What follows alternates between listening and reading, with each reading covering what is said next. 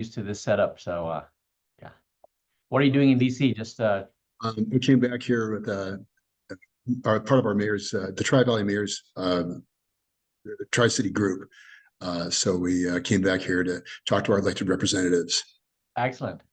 Good meeting. We met with the National Nuclear Security Administration and the NNSA and the ones that operate the lab. So this is all good. Okay, very nice. Congrats. On the meeting. You're unmuted.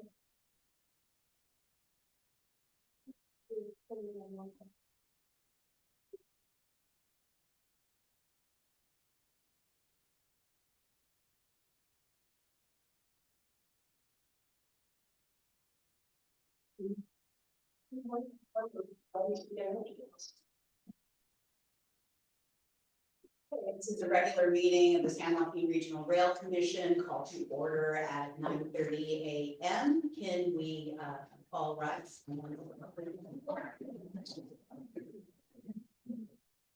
Ready, salute. I pledge allegiance to the flag of the United States of America and to the republic for which it stands, one nation, under God, indivisible, with liberty and justice for all. Prior to roll call, I understand we have some announcements. Yes, we have a member participating under 82302. Do we need to acknowledge? And it'll be Mayor Marchand.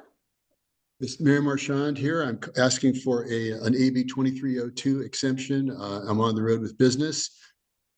There is no one in the room over 18. We do not have any others on the line as of right now. Okay, so do we need a motion on that, Madam Clerk, or not? Okay.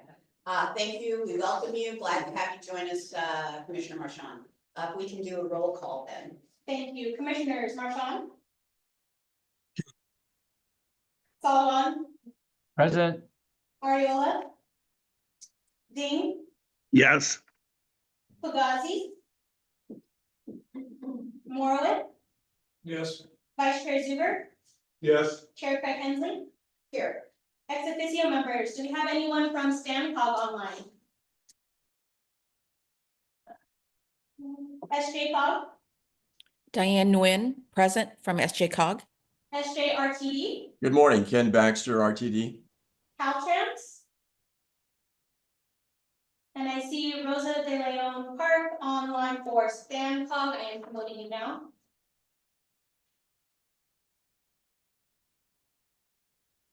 Thank you. We do have a quorum. Thank you, Madam Clerk. We can move on. Is there anyone online that would like to provide public comments? This would be on non-agenda items. Seeing none online. Is there anyone in the audience who would like to provide non-agenda public comment? Seeing none, we'll move on to the consent calendar. We have a number of items on the consent calendar. Is there anyone in the public that wants to comment on the consent calendar? Seeing none online. Seeing none in Consent? oh, I'm sorry. Sure, Commissioner Marchand, I was just gonna roll it to staff now, or did you want to make a comment? Or I'm sorry, commissioners now, did you want to make a comment? No, I'm just going to move consent.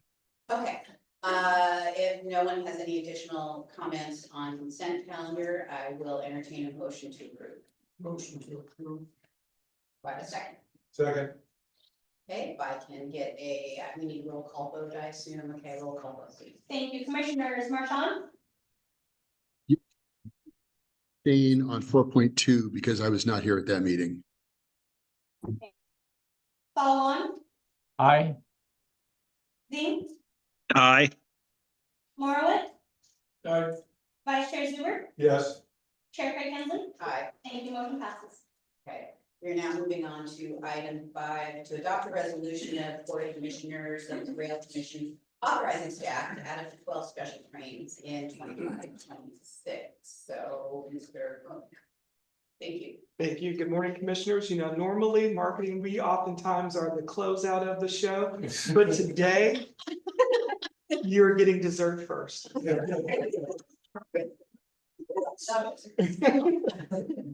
So this will be our third year since we brought back special trains where we would be able to serve Levi Stadium as a partner. Over the past couple of years, we've really focused on building that relationship and strengthening it so that we would be able to carry fans from the Central Valley and Tri-Valley over to Levi Stadium.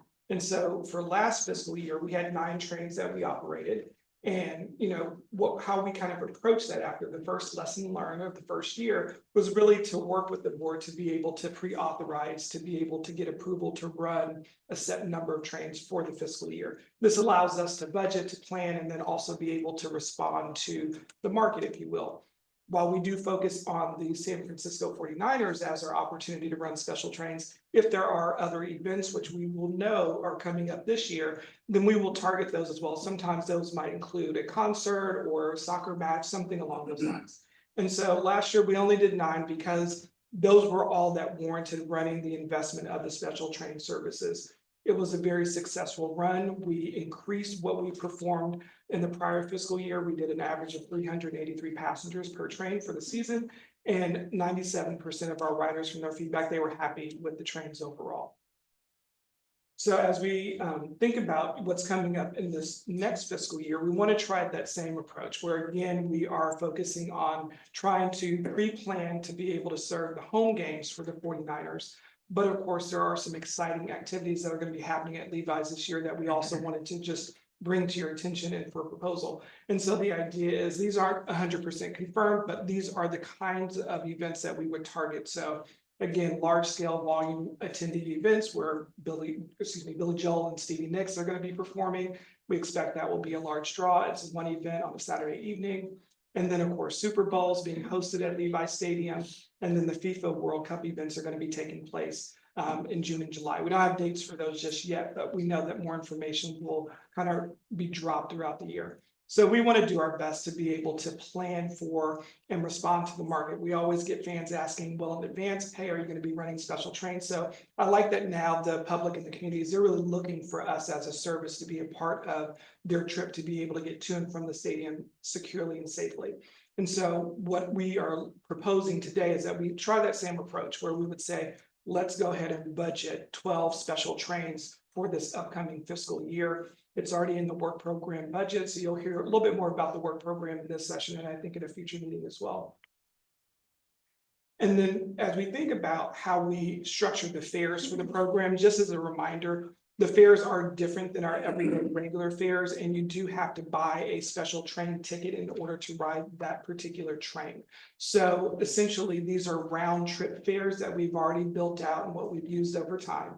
And it's not to say that someone has to go to Levi Stadium. If you just want to go down to San Jose for the day and you know that we're running trains on that day, you're more than welcome to do it. You just purchase a special train ticket. So there is that flexibility as well.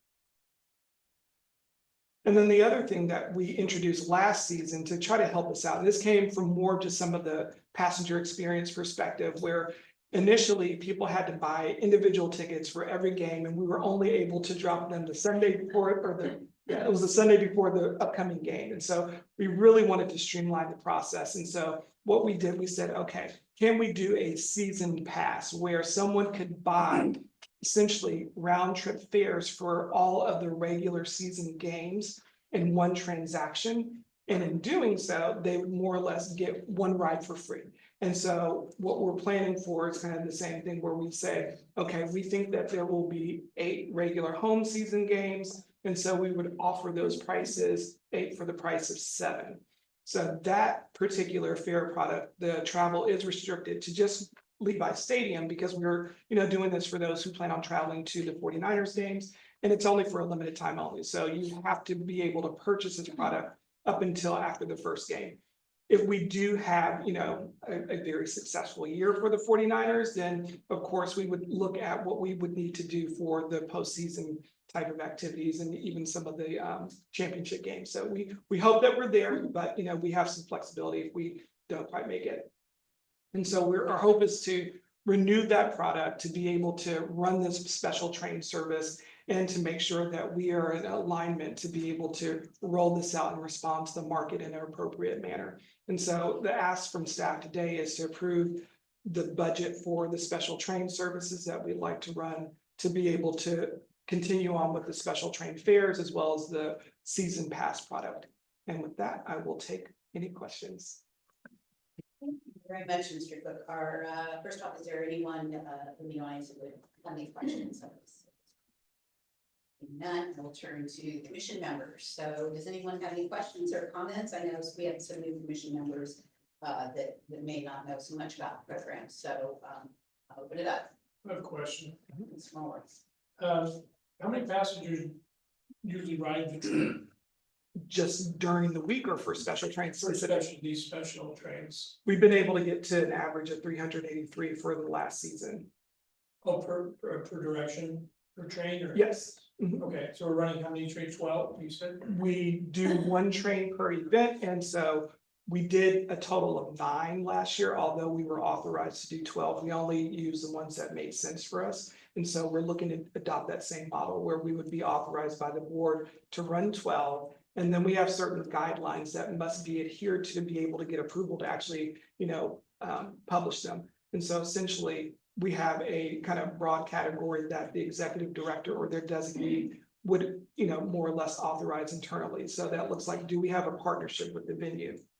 Do they have the ridership demand to be able to get us there? And are they willing to help promote and partner with us, which Levi's does?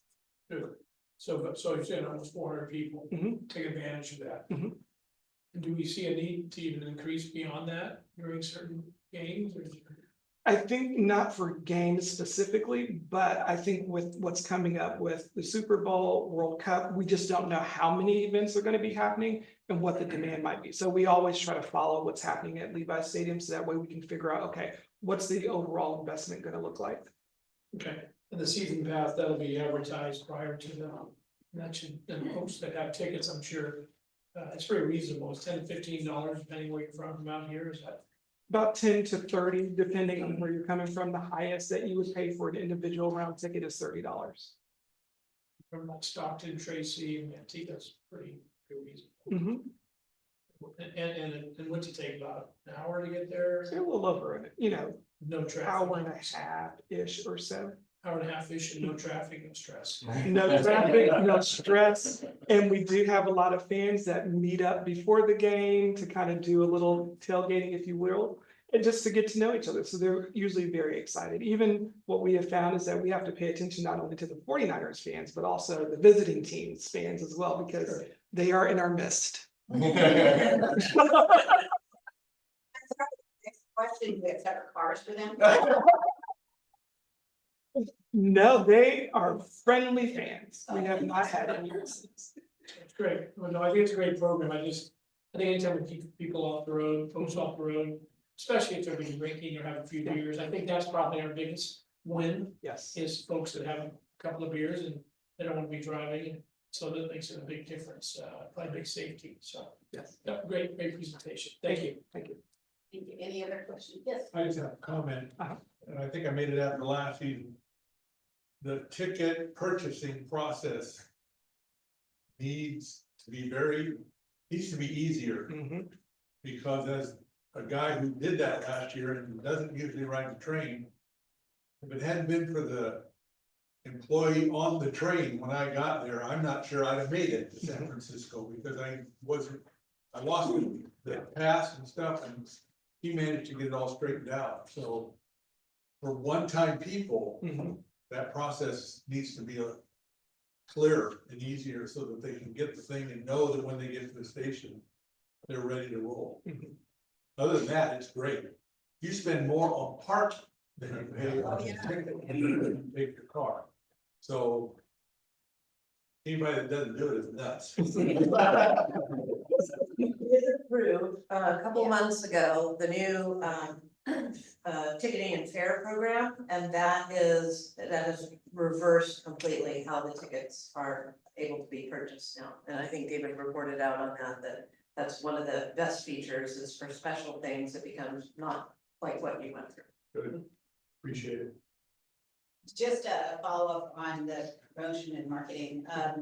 I'm glad to see you guys are gonna be the Lotus Street Fair, yay. I assume that this is the type of thing that you'll be marketing because when you get very large numbers of people, and this, the Livermore one, this is the thing that people are interested in learning more about, you know, even more than they're just saving their commute, going to special events and making it easier.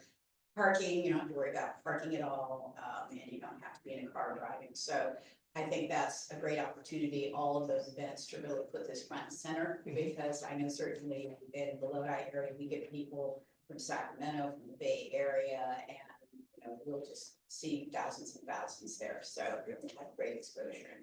I want to get the booth number, whoever's staffing it, so I can swing by, and see you all there. The other one I was wondering about is when we have employers that have large numbers of employees, when we're thinking about how to promote this, are we putting them in the mix of letting them know, listen, your folks like to have a good time after work or, you know, have families and games day? Is it an opportunity for us to reach out to them, promote this program to those very large employers to get more opportunities for ridership? Absolutely. So we do a lot of grassroots outreach. So of course at the local events, but we're also working through our chamber communications.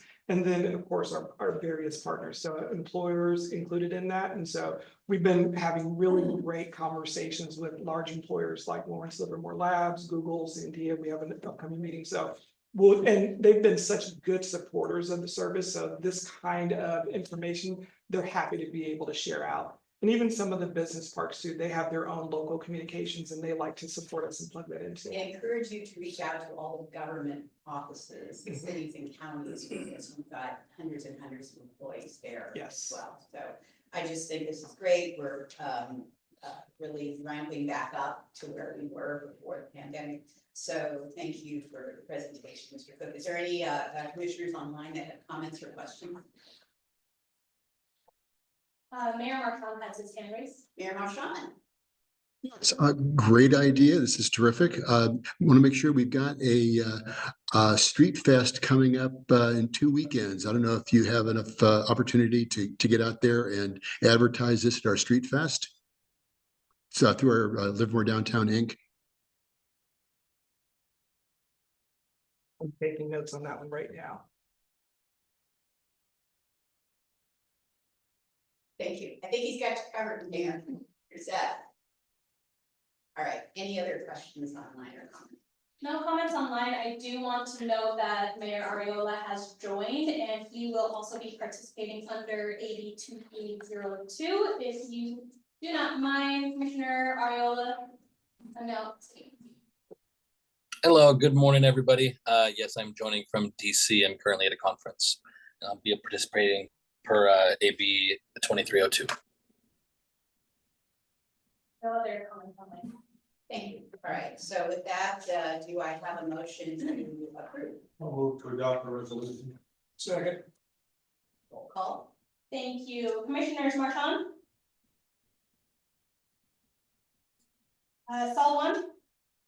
Wasn't this an information item? But I'm happy to vote yes. No, it's actually a resolution, so it is an Oh, action. resolution. Okay. Aye. Thank you. Ariola? Yes. King? Yes. Morowit? Yes. Vice Chair Zuber? Yes. Chair Craig Hensley? Yes. Returning back over to Commissioner Marchand? You voted yes. Thank you. Motion passes. Thank you very much. Moving on, thank you very much, Mr. Cook. Good luck on all this. Thank you so much. Item 6, adopting resolution of the Rail Commission updating the San Joaquin Commission's Title 6 compliance program and adopting the rails Title 25 to 28 Title 6 compliance. Good morning. Good morning. Thank you. Marcus gave you dessert. I cannot compete with that.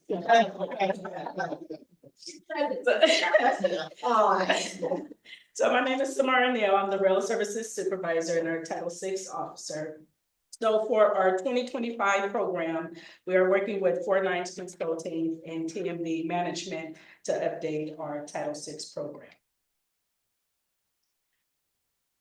So at last month's board meeting, Gary with TMD, he presented some of the changes to the program And those programs also prohibits discrimination, and it also promotes equitable access to the Title VI. And then, so with those, we implement those programs, we comply with the policy, and then we submit those programs every 3 years to FTA. So some of the required elements of the program include some of the following: the language assistance plan, the service standards policies, and our public participation plan. And those were also some of the key updates that we added to our 25 program. So for our program feedback, we posted the presentation and our survey on our website. We had an open comment period between the 24th of March and April 18th. We did not receive any feedback on the program, so there was no changes made to the draft and to the final program. So our next steps is to get board approval, and then after that, we would be submitting the program to FTA by June 1st. And with that, there is no physical impacts, and we look to adopt a resolution of our 2025 Title VI program. So with that, I'll be happy, and Gary, who is also online, be happy to take any questions.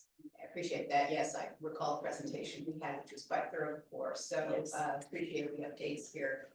Do we have any comments from the public? Seeing none online. Okay, and any comments in the room? Seeing none in the room, we'll move on to commissioners. Any questions or comments from commissioners? I see Mayor Marchand has his hand raised. Mayor Marchand. Yeah, yeah, just there's too many acronyms in this world. When I saw the LEP, the first thing I thought of was the Life Extension Project for the nuclear stockpile at Lawrence Livermore, and then I realized, oh, different acronym. Yes, and that is for our language assistance program. I think we have a guide to the acronyms in the publication, if I recall. Yes. Move So- approval. Yes. So you can update yourself on that. Okay, any other comments, questions? Seeing none, I will consider a motion to approve. Did I? That recommendation. Yes. So second. Second. Doing the roll call. Thank you. Commissioners Marchand, Aye. Falwan, Aye. Ariola, Yes. Ding, Yes. Morowitz, Yes. Vice Chair Zuber, Yes. Chair Craig Hensley. Yeah, Thank you. Motion passes. Thank you. thank you, Neil.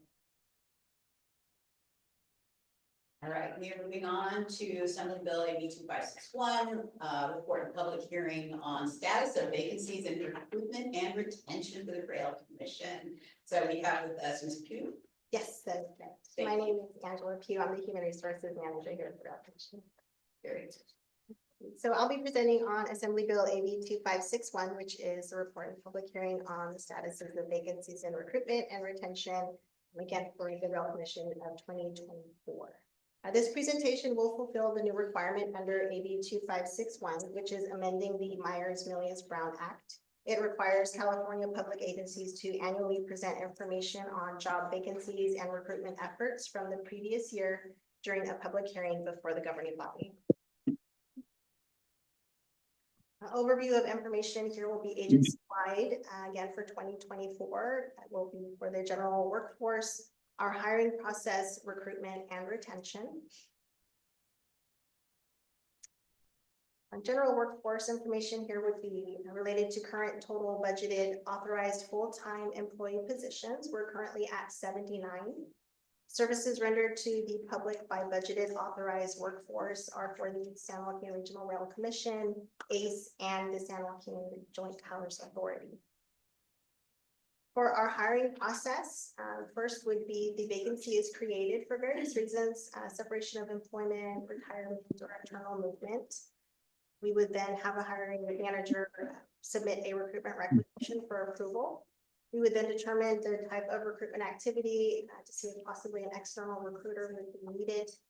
We'd move forward with the job posting, which goes to various boards, and then begin the application screening, which is based on the minimum qualifications for each role. If applicable, they would complete a candidate assessment with a passing score. If they do pass, they would move to the panel 1 interview. Then the top candidates would go to the panel 2 interview. And from there, a candidate selection would be made by the hiring manager. A conditional job offer would be made, and if accepted, they would go into the pre-placement process, which would involve a background screening. And if they pass, they would be placed in the job. For recruitment statistics, our total number of positions posted for 2024 were 21.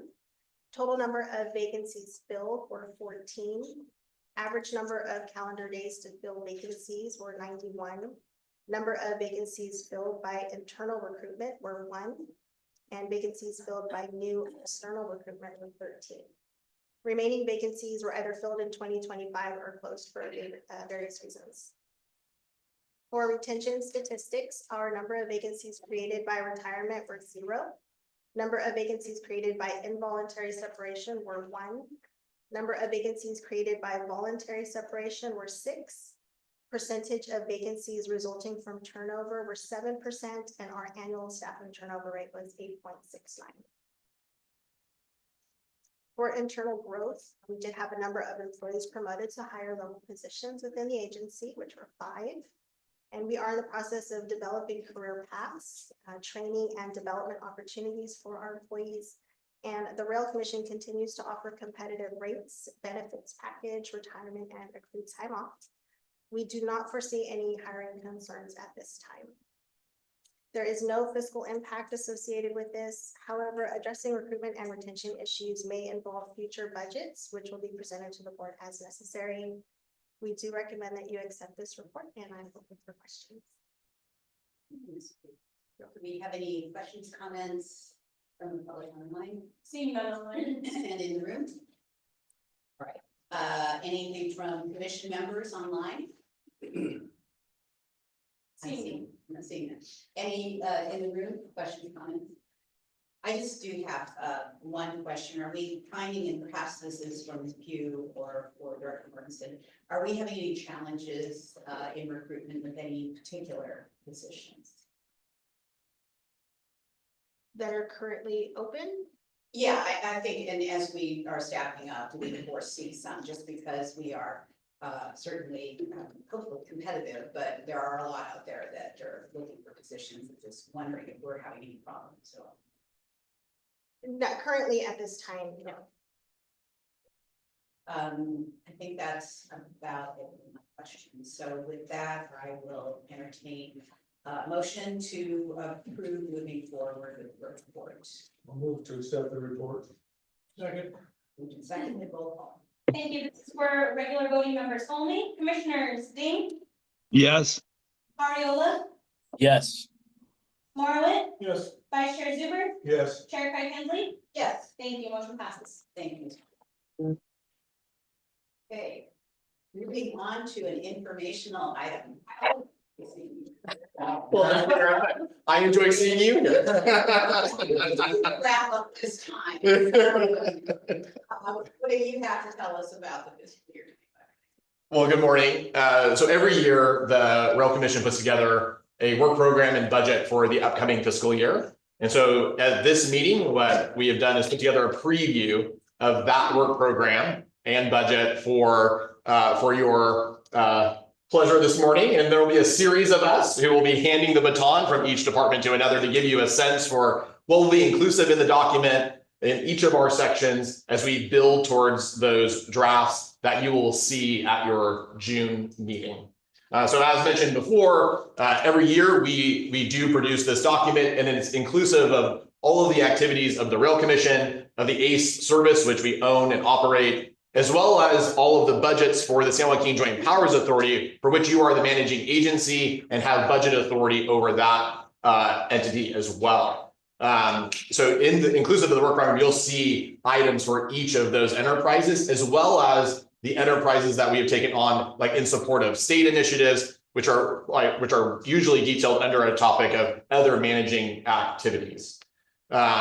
Some of the highlights from the upcoming fiscal year work program are these: moving several capital projects from design into construction, and you'll hear a little bit more about that this morning. continuing to coordinate across the region as we optimize the ACE service, as we optimize the San Joaquin service, and making sure that we have good community connections, like for the services themselves, as well as we plan for the start of Valley Rail service and all of the coordination necessary with all of our local communities surrounding that as well. We're focusing still on the improvement of our current services that are operating today and improving the passenger experience as well. So that is a key highlight. And that's really a function both for ACE and the San Joaquins, as we're appreciating our passengers, as we're introducing new items like the new ticketing system, and really making sure that the service is primed and prepped and moving forward, not just for the future passengers, but for our passengers that are riding today. And then also ensuring that our equipment on both sides of the house is well maintained, as well as that future equipment technology is continuing to being pursued. So those are some key highlights from the document. You'll hear those highlights reflected in the presentation today. When you receive the draft work program, you'll see that the chapters are as such. So there's an executive summary that gives you an overview. There's also a really detailed discussion on the capital projects that will be going in, that are in various phases over the course of the next fiscal year, a summary of the planning and grants and programming functions, an operations section that describes, well, what does the ACE service look like in 25-26? A section on equipment services, both for what they're doing today as well as for the future, a passenger experience and marketing section, a track C discussion and section, as well as all of those budgets that we just discussed, and distinct for the Rail Commission, ACE, and SJJPA, making sure that those are distinct and understandable about how those individual services are budgeted as well as funded. So now I will hand it over to Christine, who will provide a capital projects update. Good morning, commissioners. Thank you. For the capital program in fiscal year 25-26, we are going to be focusing on those targeted investments that improve our on-time performance and expand our ridership and deliver on our regional and statewide priorities. Included in this is we will continue to implement Valley Rail, which is a comprehensive collection or group of projects that help us expand our ridership both to the south and to the north of Stockton. We also will continue to work on the improvements that help our overall capacity and operations. We're looking at over 40 projects across 6 categories in all phases of project delivery, including design and construction. So we have both ACE major and SJRRC major capital projects. These are projects over $2 million or span over multiple fiscal years. And some examples of the projects that we have here are our ACE expansion into Ceres and Merced, also the ACE and the San Joaquin expansion into Sacramento, also our Stockton Diamond project, which is one of our largest projects that we're going to see here in San Joaquin County, one of the largest projects that we have, and helps to grade separate that crossing of UP and BN.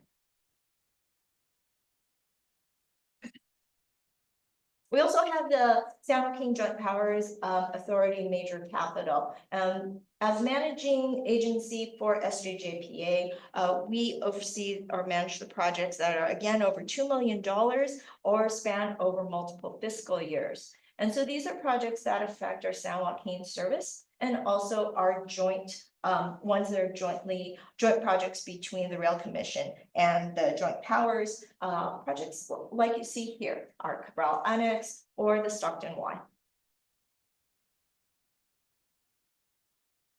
We also have minor capital projects, and this program is for projects that are less than $2 million, typically finish in about 1 or 2 fiscal years.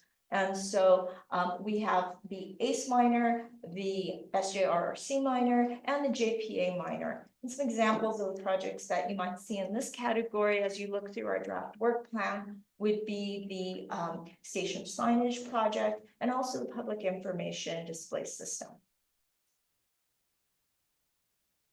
So with that, I'll go ahead and hand over to Roma. Good morning. My name is Momo Tamaoki, the Deputy Director of Planning Grants and Programming, also known as MoneyMo. So last year, our department aligned our internal and external resources to take on many projects and initiatives. So in FY 25-26, we are continuing that efforts. So we started working on ACE expansion service plan as well as ACE shuttle optimization study. So we are really trying to address the needs of our current passengers, as well as looking at the Valley Rail service in the future to make sure that we are delivering and running cost-effective and efficient services. We are also working with Caltrans on the long-term Valley Rail expansion as part of the FRA's Corridor ID program, which is similar to FDA's capital investment program.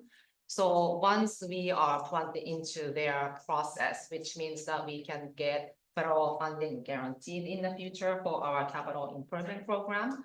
So we continue to work with the Caltrans to provide long-term service planning input to that Corridor ID program for the Valley Rail. We are also coordinating quite a bit with our regional partners. Many of the operators are updating their short-range transit plans, and many of the MPOs are updating their regional transportation plans. So we have been providing the list of our projects to make sure that Valley Rail program is included in their respective planning documents so that they can continue to support and advocate for our service. On the grant side, of course, securing the new grant funding is our #1 priority still. So in the last 2 years, we have secured $325 million for the Valley Rail program. We will continue to aggressively pursue grant funding program in FY 25-26 as well.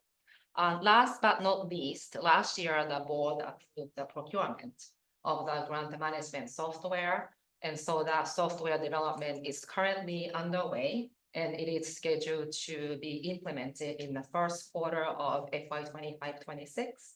And so once that system is up and running, that will help us quite a bit on the grant management and grant administration. So we're really looking forward to that. And with that, I want to hand it over to Nathan for operations.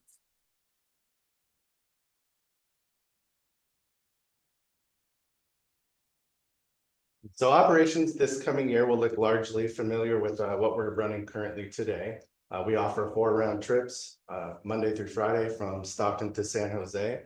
However, one schedule change I wanted to point out is we did recently eliminate what was previously our latest returning trip from San Jose in favor of what is now our earliest returning trip from San Jose. And that was just to address changing commuter trends and try to drive some additional ridership for the service. Another thing I wanted to point out is this coming year will be the first year of our new operations and maintenance agreement with our operator maintainer, TASI, or Transit America Services. So throughout the life of that agreement, as ridership and service expands, they'll be operating and maintaining additional equipment as needed. On the on-time performance front, we work with our host railroad partners, Union Pacific and Caltrain, as well as our operator TASI to address any operational concerns that are affecting on-time performance. This current fiscal year, we're right at our goal of 90%. And actually April came in a little bit higher than that, so that ticked up just a bit with a couple of months left for this fiscal year.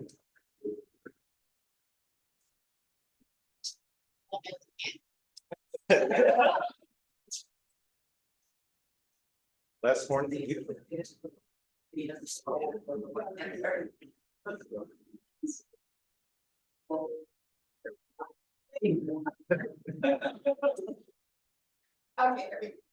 Another important aspect of operations are our connecting services. So we partner with a variety of local transit agencies along our corridor to offer access to and from our trains. Some of these include Manteca Transit, Tracy Tracer, Stanislaus RTA, as well as San Joaquin RTD for emergency bus bridges and LAFTA as well. However, one of the biggest key drivers of ridership for our service is our partnership with VTA to operate the Great America shuttles. These shuttles offer first and last mile connections from our Great America station to major employers throughout Silicon Valley. Some of these are Google, NVIDIA, Cisco, LinkedIn, Lockheed Martin, just to name a few. There's an extensive list of them. However, in recent years, there's been some operational increases in costs and a loss of a BACMed funding grant that has led to a challenging funding environment for the shuttles. And so we've had to come up with some innovative solutions these last couple of years to address those issues and continue to operate the shuttles. However, as Momo mentioned on the planning side, there is a team working on a shuttle optimization study.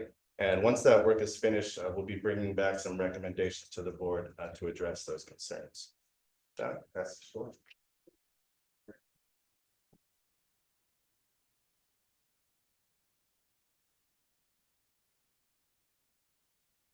Good morning, Jordan Reynolds, Chief Mechanical Officer. And so today we'll be talking about some of our key objectives we have. So one of our key objectives is the utilization of the rail maintenance facility and expansion of that. The mechanical transition of the intercity fleet currently owned by Caltrans and operated and maintained by Amtrak. That progress is well underway.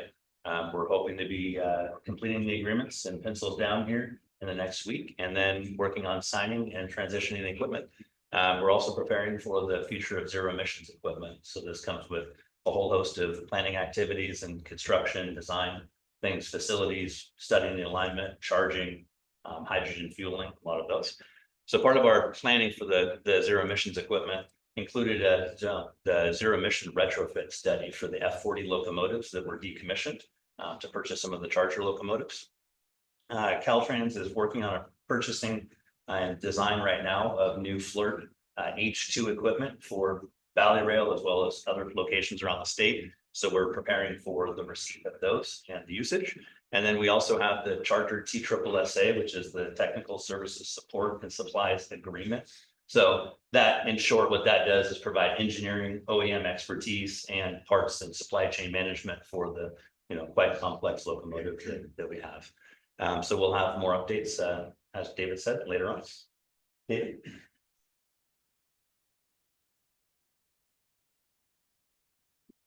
So we look at what we anticipate for ridership and revenue performance for FY 25-26. It is helpful to sort of look at what the upcoming fiscal year looks like in the context of the past few fiscal years. So in this line chart that you see here is the year-over-year growth in ridership by percentage.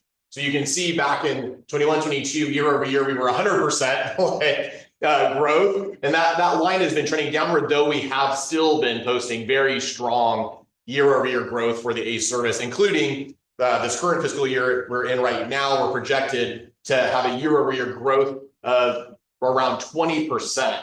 So we're still growing quite heavily on the service and still enacting quite a few strategies to keep the funnel wide and large at the top, including a lot of the awareness activities that we've been doing, both on the advertising side as well as on the grassroots side, and making sure that as many people as possible in San Joaquin County, in the Tri-Valley, understand who ACE is, what we do, and how they can utilize the service to get to and from work, or to take special train service. And we anticipate really that continuing on into this next fiscal year. And then we've also accomplished a recent onboard and market survey. So we'll really be deploying the insights from that, as well as giving you a presentation regarding those surveys in the next couple of months. And the new ticketing platform will also help drive some of this ridership. As we look into next fiscal year, then what does that look like from a forecasting perspective? What we've been doing is sort of trending down our forecast slightly, as you see in the graph by actual performance. We're anticipating ACE carrying a little over 920,000 riders in FY 25-26, which is about a 13% year-over-year increase for the service. And we're looking from a revenue perspective to generate a little over $7 million in ticket revenue for the service, which is about a 10% increase year-over-year. And we typically see the increase on the revenue slightly trail the increase on ridership, as part of the increased ridership is riders riding more frequently. They're buying up to pass products, which allow them a discount. So the average revenue per rider typically is slightly lower as we grow in ridership. And with that, I'll hand it over to Megan. Thank you, David. Good morning, Chair and board members. I am Megan Craig, the Rail Services Coordinator. I just want to note that at next week's joint special board meeting, we'll be providing a detailed overview and update of the Rail Academy of Central California. Now that the pilot period of the Rail Academy is concluding after its first year of operation, staff is evaluating the lessons learned with all of our sectoral partners, including the students, and we're identifying the successes and challenges of the program. We're currently tracking the timing of getting grants in hand and identifying the local match funding need availability for this program. We're negotiating with Sacramento City College for dedicated student support for the Rail Academy in addition to a full-time instructor, and staff is currently identifying the best potential metrics to assess the overall progress towards the Rail Academy's goals and objectives. And with that, I'll hand it back over to David. Okay, I do want to note, the reason it's so quick is we're trying to get it into the 12 minutes. That was stellar job, and you might say, is that it? Yes, that's it, because we had 12 minutes. I always got a question. You have more questions, That's right. I appreciate it. Yeah, so before we talk about, well, what happens next with the work program, we're happy to take any questions and then we can discuss like the delivery of the actual document to you. Okay, thank you. All right. Do we have any comments online? Yes, we, not from the public. Oh, just let me Yes. clear that off the table first. Nothing online from the public, anything in here? No. Please go to our online commissioner. Thank you. Mayor Marchand has his hand raised. Question, could you go back to slide 43, the revenue and ridership slide? It shows, you talk about increasing ridership and then the graph goes down. Could you explain that, please?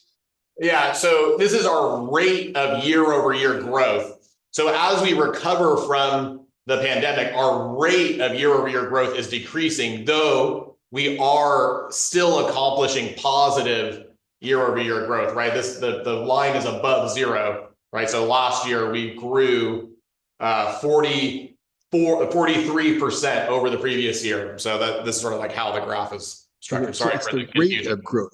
The rate of growth is declining, but the actual growth is increasing, but the rate of growth is declining. Okay, got it. It was kind of a confusing graph. Thank you.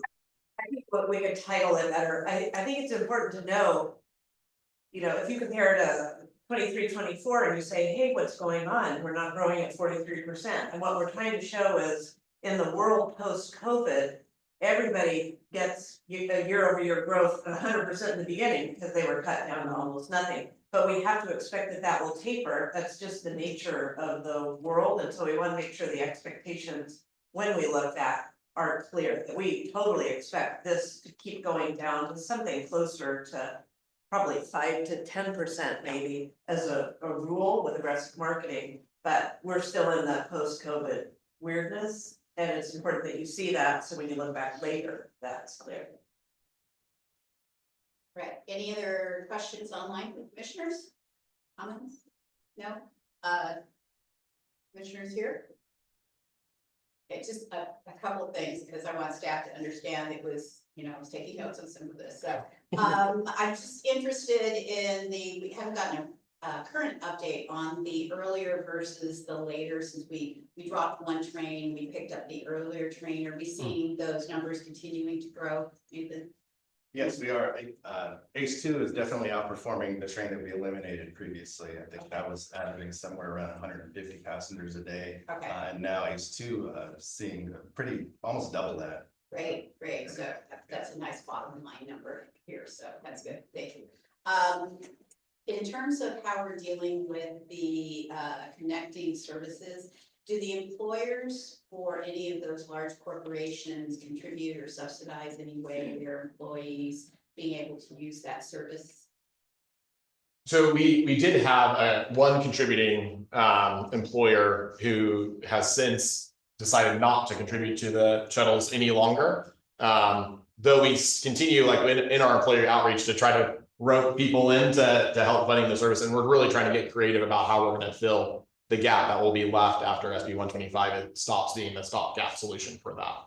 Okay. And I just mentioned that because that was my experience with regional rail in the DC area, because many times employers didn't have adequate parking, so it was an incentive for the employees to be able to not take their cars. So anyway, just a question. Can I add to that? There's a little layer of complication in the Bay Area. So, back in the day, this was called the Eco Pass, but I think it's called something different now, where all the employers contribute into this Eco Pass program, and then their employees get either super discounted or free tickets on transit. That doesn't include ACE or Capital Corridor. But so employers feel like they're already contributing to the big thing, and so it's harder to get them to contribute to one particular thing that's outside of that system. So that's a challenge that the staff have in trying to get them to contribute again.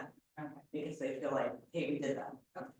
So there might be other ways in which they can contribute, right? For like advocating for the service with us, like with local funding partners. So we're really trying to get creative about ways we utilize our stakeholders in the area. I appreciate you guys, you'll do best to figure out how to make this all work on the connected services, but those are, that last mile, so to speak, is always the most important, getting those people to their jobs and to the ground. So, last question I'm gonna leave you, Ms. Craig. Can you give me the status? I know we have such a great relationship, with Sac City, but I know you guys have done, Topeka have done some really good outreach to San Joaquin County of Education and to our Rhode Island Unified School District. I'm sure Stockton Unified. Do we have any status on what's going on in the track suit program with engaging students through those entities? So we're working with all of the CTE directors in our region so we can handle the MOU agreements needed. So then we can start the outreach efforts, because we ran into a couple outreach opportunities like in Tracy and even with Manteca students, and they're interested in signing up for the program, but it's not yet available. So we want to get those MOU agreements in place and then go full steam ahead with individual outreach with all of these schools in the area. So I actually met with the San Joaquin County Office of Education last week with all of the CT directors. They're essentially the decision makers to get this program online for their schools, for their students. They'll actually be coming to the maintenance facility on May 16th, and we'll have Sacramento City College there, ready to get the MOU agreements started and signed, and then brought to their board. So hopefully we can get them ready for the spring cohort of 2026. Well, I'm sure if there are commissioners that can help in any way, we'd be happy to do so. So thank you very much. You guys have done a great job getting the program going, and I'm very glad one of our graduates, James, is going to be joining us on One Voice. I think that's great, showing the success of that program to our elected officials. So thank you for all of that workforce development. So all right. If that's it, Mr. LaCard, do you need any other? Yes. So we have one more slide, and this is really about next steps. So the staff is finalizing the draft work program by budget for you. You'll see that in your board packet for your June meeting, but it is a draft at that point where we anticipate receiving feedback and direction from you, the commission. And we have a little question about how you would like to direct staff after that draft is delivered to you. So there's a couple of options here. One is we deliver this draft in June, and then we call a special meeting of the Rail Commission later in June to deliver to you the final work program and budget for your approval ahead of July 1. Now, there's a second option where in the resolution for this year's work program and budget, there is a sort of like a continuation clause where staff is authorized to continue activity at the current budgeted rates for the individual items. And so in that case, we would not have a June meeting. Staff would carry forward up until your July meeting, July 17th, where then we would deliver to you the final work program budget for approval. So we're looking for a little bit of direction on which path you would prefer to take. Thoughts from the commissioners? Any thoughts, commissioners, online? I think I'm fine with doing the draft work program and budget and then bringing it to what I mean, like the most effective use of staff and the commission time. Unless that's looking for direction. Okay. Consensus on that. Okay. Great. Thank you so much. All right. Thank you. Okay. Now we move on to any board member comments, so I will ask, have any comments? Board members online, Seeing none on the line. any comments from board members? I'm just gonna review what I said in this report earlier today.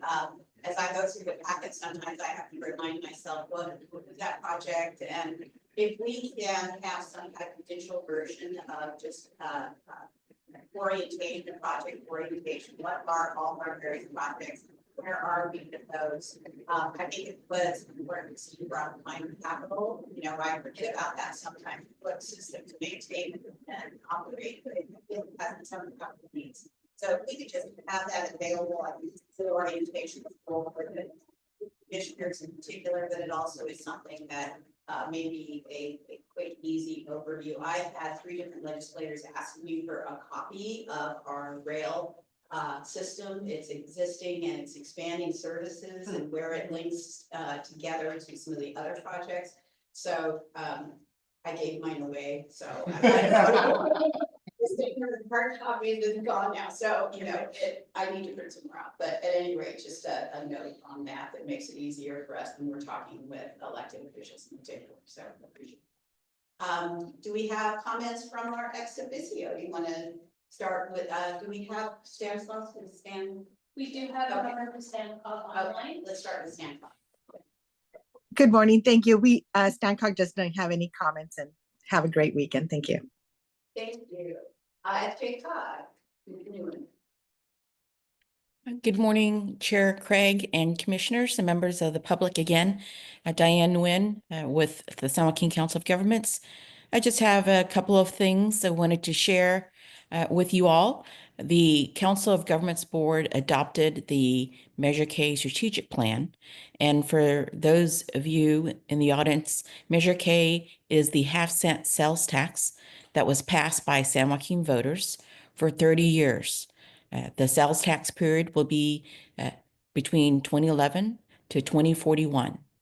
The Measure K strategic plan that was adopted by the COG board is posted on the COG website.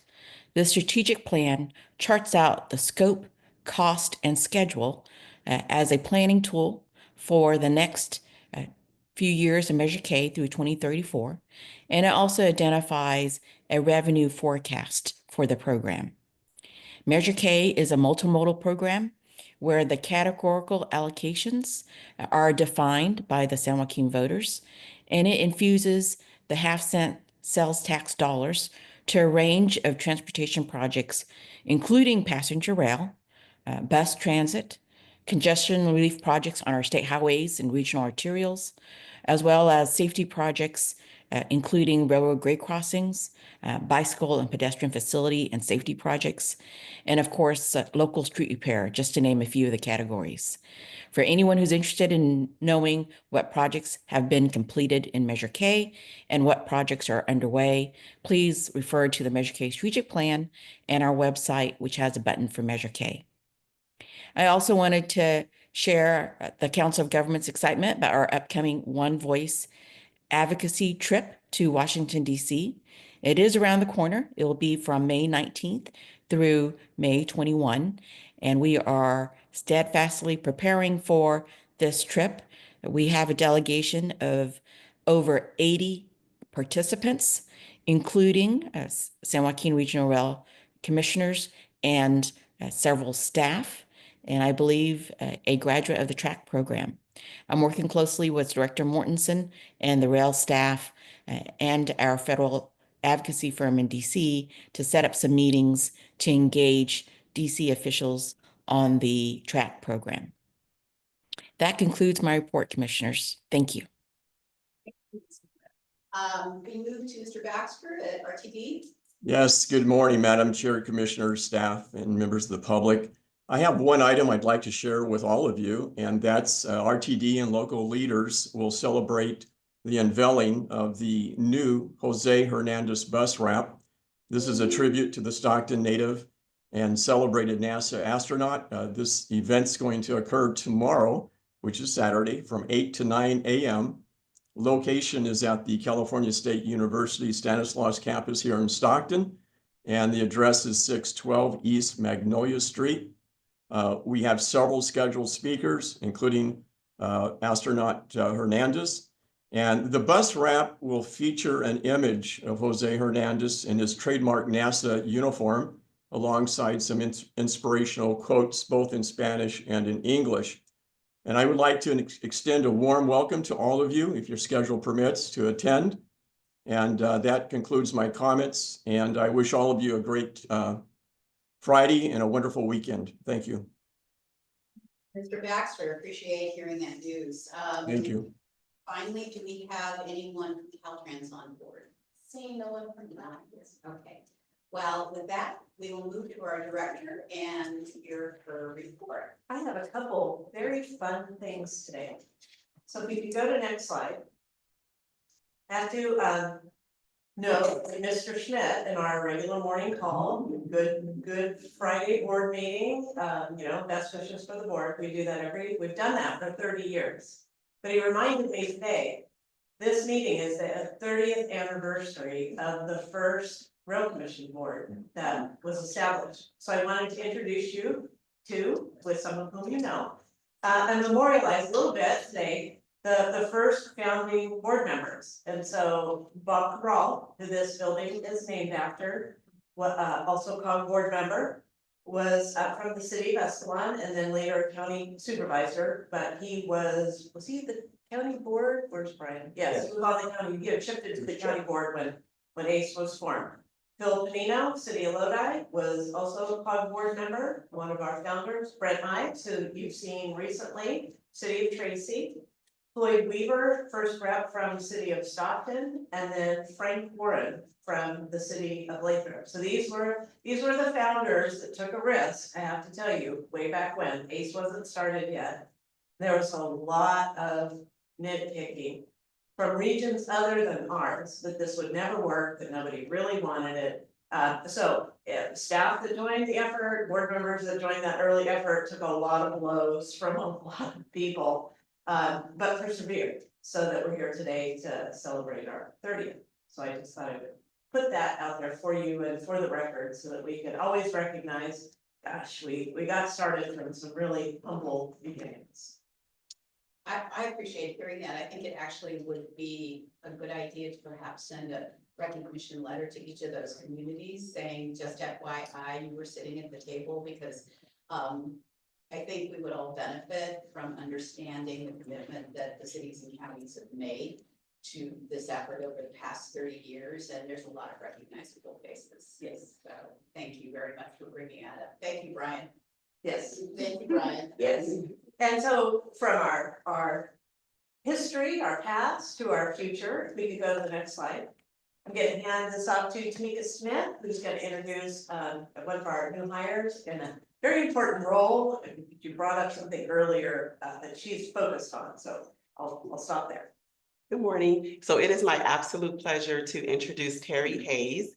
Terry joins the Rail Commission. You can stay standing. Terry joins the Rail Commission as the Connecting Services Manager, and she brings over 30 years in this business. So she started with her dad, and she's already making moves with VTA, with Amtrak. So welcome, and thank you for everything you've already done.